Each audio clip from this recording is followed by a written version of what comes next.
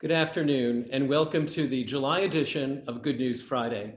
I'm Mark Skorka, president of Opera America, and I'm delighted to be with you to bring you some good news from across the field.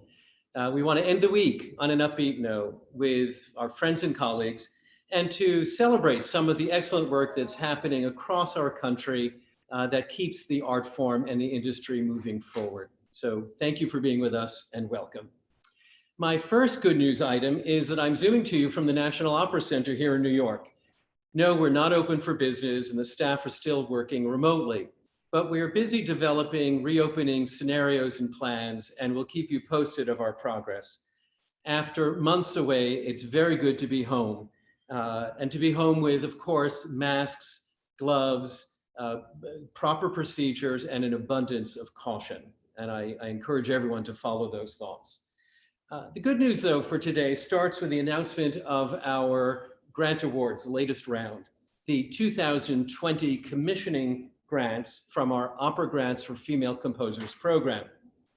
These grants are made possible by a deeply appreciated contribution from the Virginia B. Toolman Foundation. As you know, Opera America has awarded nearly $20 million over the last 35 years to opera companies in support of the creation and production of new work. When we reflected on all of our activities 6 years ago, we discovered that 95% of our grants had been made to support works by male composers. Thanks to the Toolman Foundation, we've been able to award over $1 million in discovery grants directly to female composers to advance their work, and commissioning grants that cover up to 50% of the commissioning fee paid to women for new works. The impact of this program has been tremendous.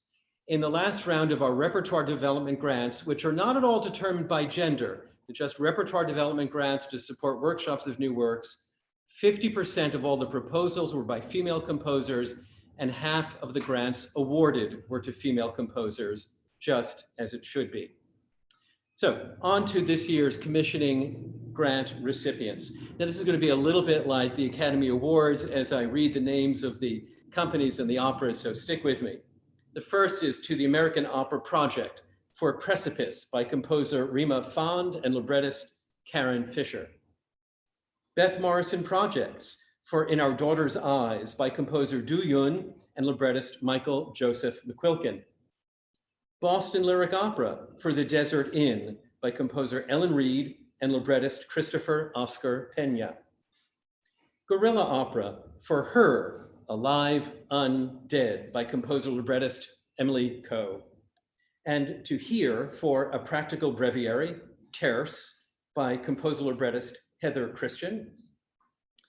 Houston Grand Opera for Turn and Burn, a rodeo opera by composer Nell Sean Cohen and librettist Megan Cohen. Opera on Tap for Joan of the City by composer librettist Kamala Sankaram and librettist Kristen Martin. Orlando Opera for The Secret River by composer Stella C.Y. Sung and librettist Mark Campbell. And to Opera Philadelphia for The Listeners by composer Missy Mazzoli and librettist Royce Vavrick. But unlike the Academy Awards, all of these are winners. They're all people, all companies who've received grants. We have two of them here today to talk to us about their projects. Emily Koh, as I mentioned, is the composer and librettist of Her, Alive, Undead. She's also a double bassist when she's not composing opera. And Aliana de la Guardia is the co-artistic director of Guerrilla Opera in Boston. She's the commissioner of Emily's work. She's also a part of this year's mentorship program for female administrators and joined us here at the National Opera Center in January for the backstage brunch we held before the pandemic. So welcome to both of you. Delighted to have you on the screen. And I'd like to chat with you a little bit about the work that you're doing. Tell me, how did the two of you meet? How did this project come to be? Well, I had known Emily previously from working in the new music community in Boston. I'm a soprano and I perform new music regularly. And Emily also was one of the organizers with our 2014 residency at Brandeis University. And so we really got to know Emily then. And And since then, I've sung her music and I've heard a good amount of her music. And so in 2018, when Julia and I were appointed co-artistic directors, Emily was really at the top of my list. Oh, how wonderful. And Emily, I mean, is this your first opera? It's my first long, full-length, I guess, opera. I've written scenes for opera when I was at Peabody, and we had like an opera collaboration. But this will be one that's a lot longer than the first one. Sure. And from the title on, can you tell us a little bit about the piece? Yeah, so the title, Her Alive Undead, is about, women because it's her. And I didn't want to specify names or anything because I think names give people identities and it kind of makes it difficult for you to put yourself in that person's character if the name is something unfamiliar to you. So I gave it a generic name. So her is the protagonist of the opera. And in the story or in the plot, she is alive and then she goes into a place called the in-between after she dies. And after that happens, there is a whole reunion and I guess reconciliation of the family that allows her to fully pass on. So that's where the alive undead comes from. Also, this opera is gonna have aspects of media included in it, which currently we're thinking that it would be also stories from audiences about their immigration, about intergenerational misunderstandings, and things that are related to the opera. So that will be very exciting. And I know that's a lot to share, but Is the that's the opera finished? title. Is the opera finished or are you still working on it? We're still working on it. And is it scheduled tentatively to premiere? We were talking about 2023. Okay. Yeah. You know, all the projects that were supposed to be for 21 have all gotten postponed. The entire performance schedule is thrown off right now. During Hmm. this time, Aliana, what are you doing at Guerrilla Opera to just keep vibrant artistically, even while you're not performing on stage? Yeah, well, we're actually doing quite a lot. We have some free educational style workshops that we are working with a local library to present, and those anybody can sign up and come and enjoy. They're usually interactive. And we're also doing what we're calling our Guerrilla Lab, which is a series of professional development workshops. Currently, we have our libretto writing lab running, and we are doing one in physical theater, which is starting on Monday. And there's still time to sign up for that. And we are also doing a small, what we're calling COVID experiments, which are pieces that are in short form that require only a few people. And it's giving us an opportunity to connect to each other as artists, to perform works together, and to also engage with new collaborators that we haven't really engaged with before as small ways to expand what we're doing. Well, terrific. Yeah. And the people can find more information looking up Guerrilla Opera. GuerrillaOpera.org. We have on our menu up there, you can click on workshops or you can click on season and just see what we have coming up next. Terrific, terrific. Well, I'm going to ask the two of you to just hold on for a few minutes. We're going to get back to our quiz show in a quiz part of the show in a minute, so just stay tuned. Before we get to our last special guest, there is some really good news from the field that I wanted to share with everyone. In terms of some distance performances that are going on right now, Opera North in New Hampshire is just approaching 2 sold-out performances of the Magic Flute in its outdoor venue at Blow Me Down Farm in Cornish, New Hampshire. The development of this outdoor venue is something that was originally funded in part by Opera America. Lyric Opera of Chicago's orchestra and singers performed over the 4th of July weekend in Oak Park. And again, last week as part of a pop-up concert in downtown Chicago for city workers and essential employees. In the digital space, the Dallas Opera announced their TDO network has garnered over 9 million views on Facebook, making it one of the top 5 international sites for opera, one of the top 5 sites, the TDO network. Congratulations. Boston Lyric Opera launched a new digital platform, which will feature newly generated content and artistic projects. And finally, White Snake's Projects is part of a beta project for an enhanced performance platform that shows promise in allowing synchronous performance without lag. And wouldn't we all want to see that?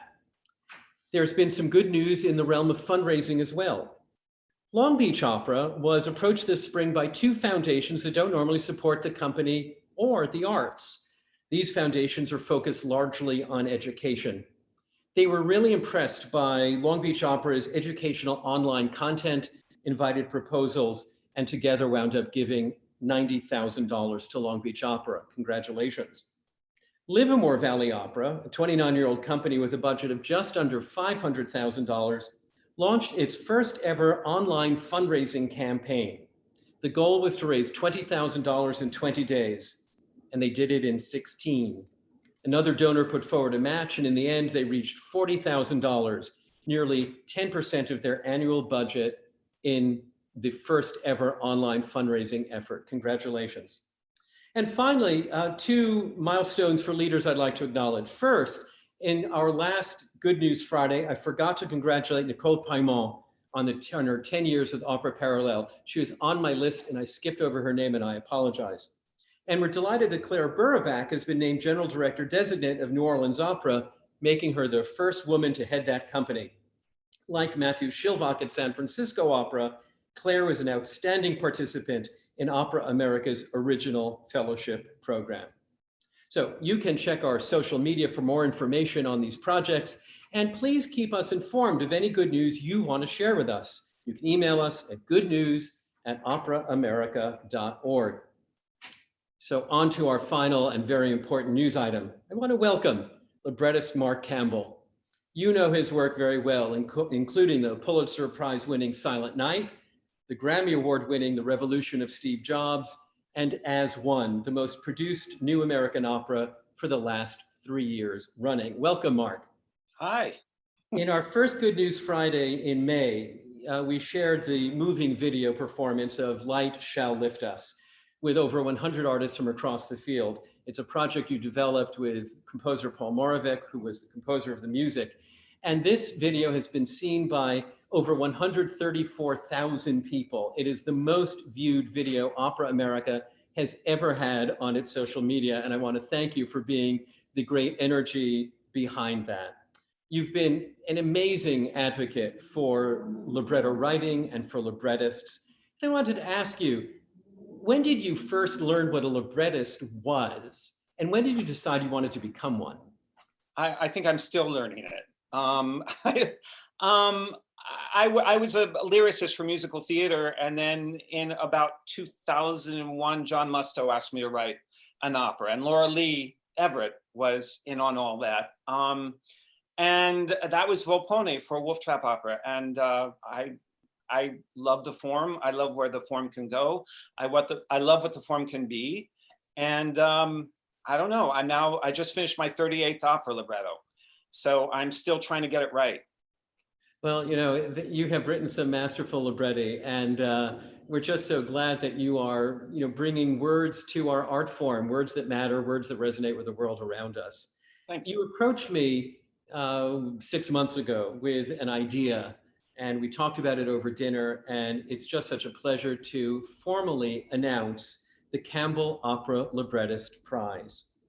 The Campbell Opera Librettist Prize will be awarded to early career librettists to acknowledge and encourage their exceptional work. Applications will open this fall, with the first prize to be awarded in the spring of 2021. In addition to the visibility that each winner will receive, the prize comes with a $5,000 cash award.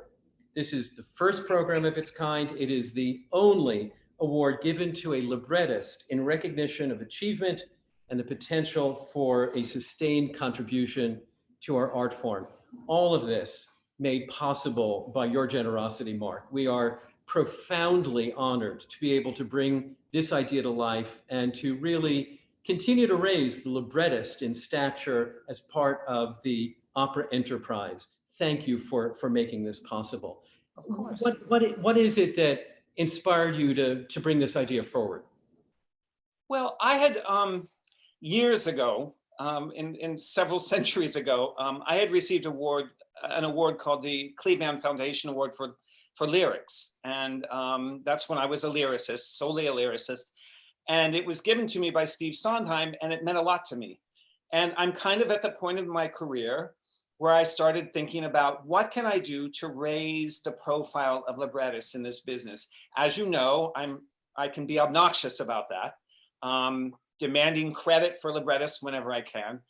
And I just thought this would be a good way to do that. I'm fortunate in that I've written a number of operas that are successful in terms of, at least in terms of audience attendance.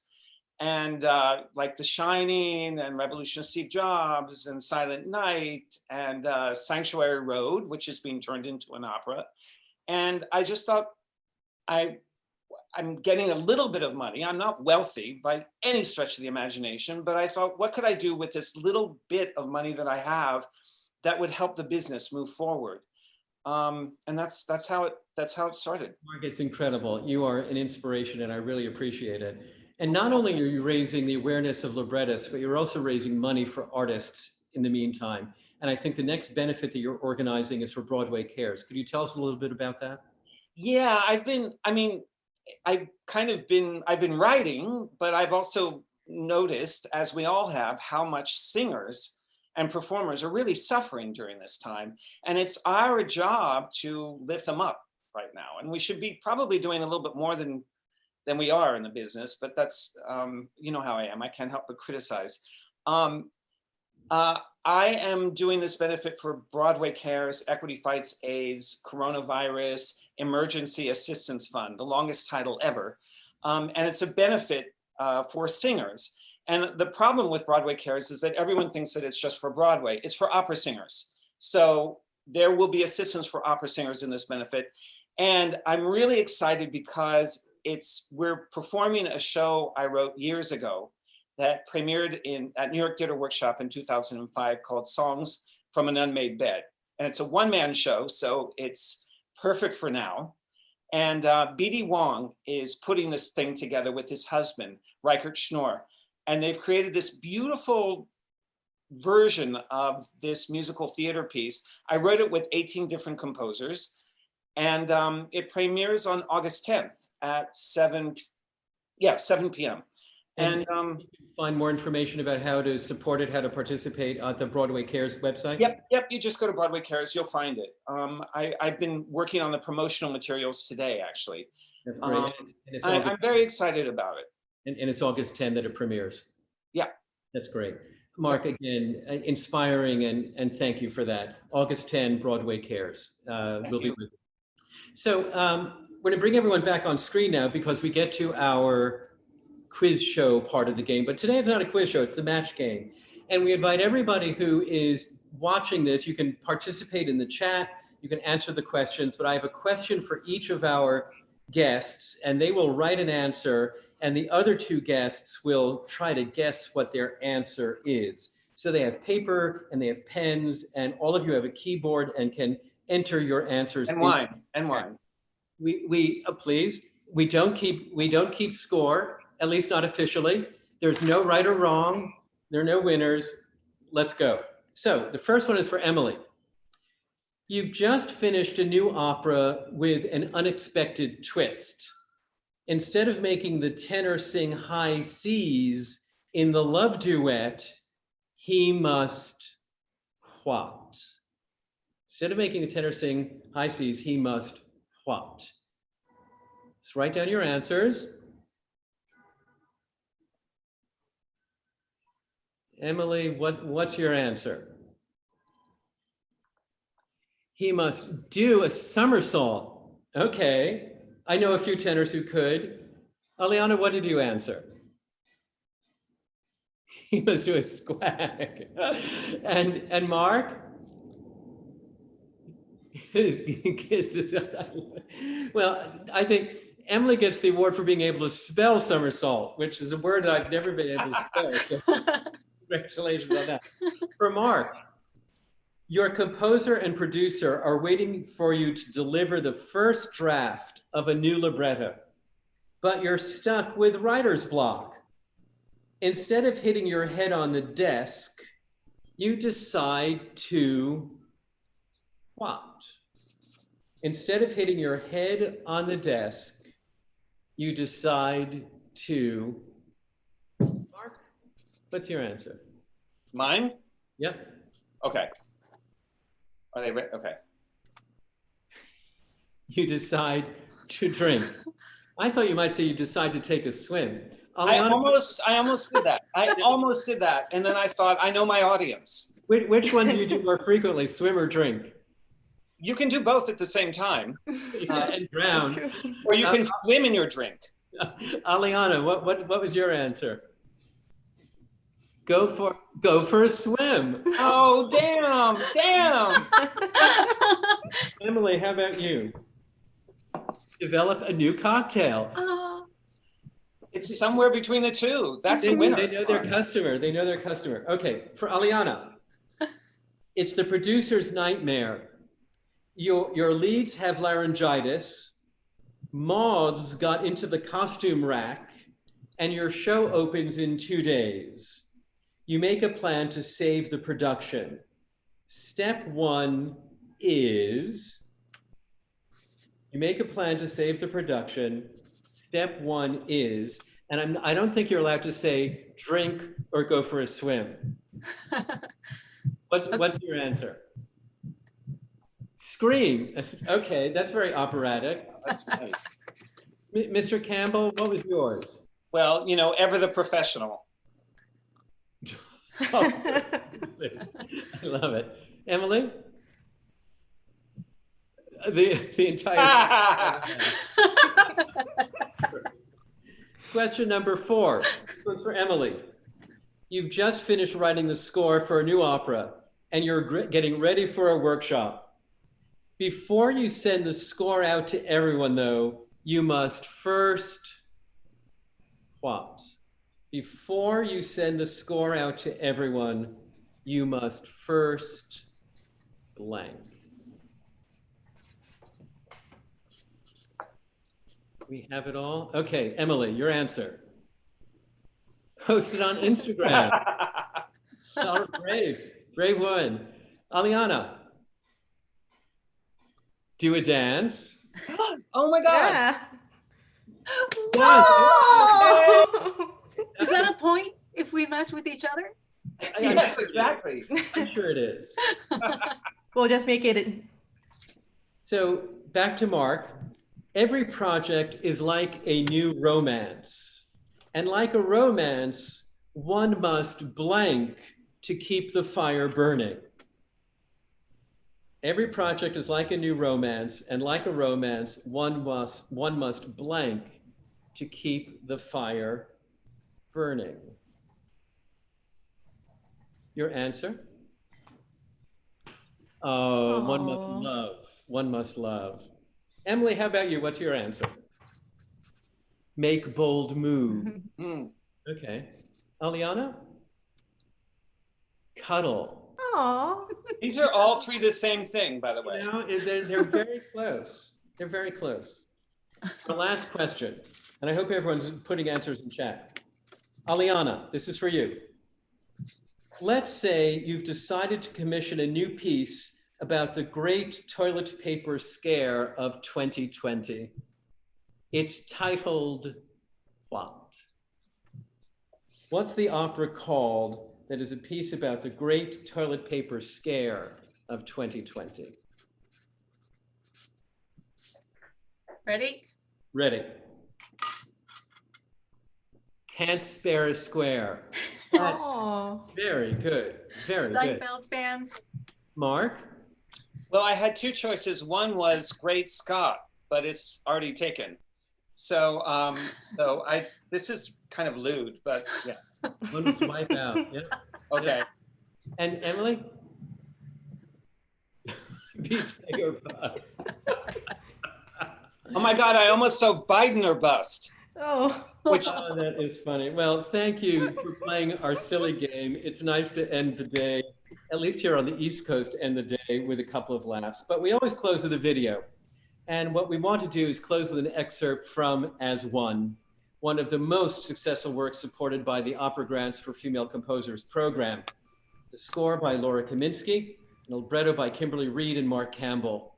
We'll hear a performance of To Know from the production by American Opera Project. We really thank you for being with us and listen to this wonderful music.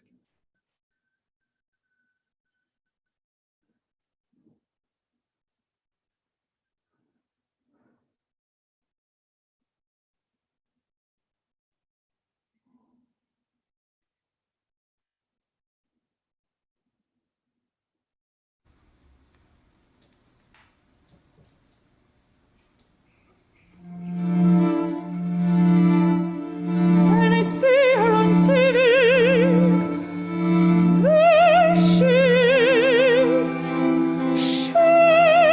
is, and I hear the word, the real word, the magic word. Finally, a name for this. That is me.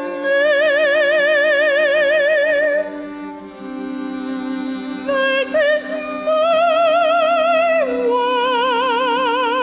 word. I repeat it over and over. As soon as I can, I go to the library. The Lewis and Clark Library, named for explorers.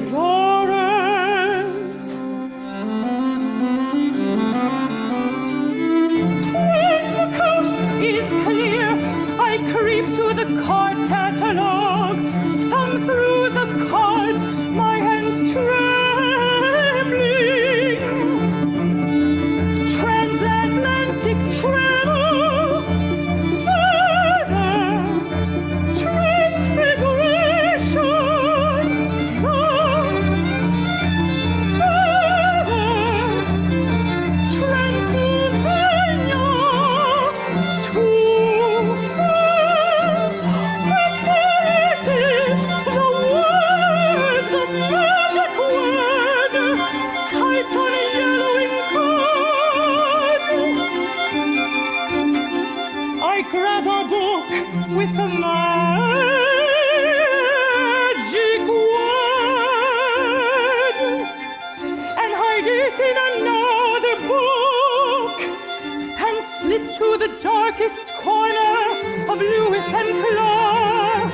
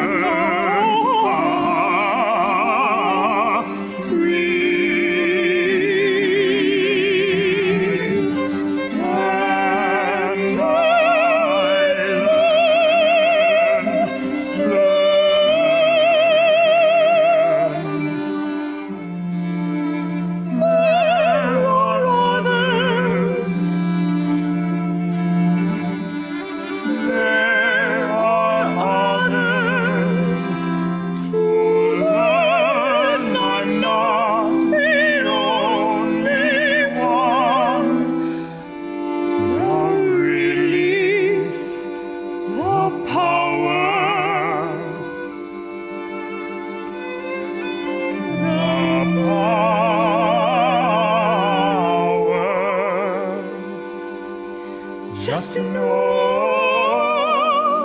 just to know.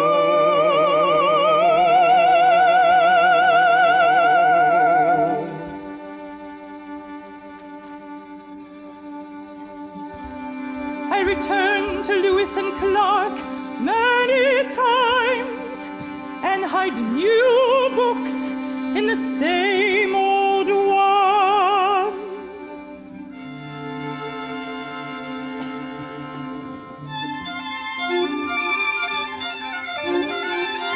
To the world, it might look like I'm becoming an expert on the Transvaal War.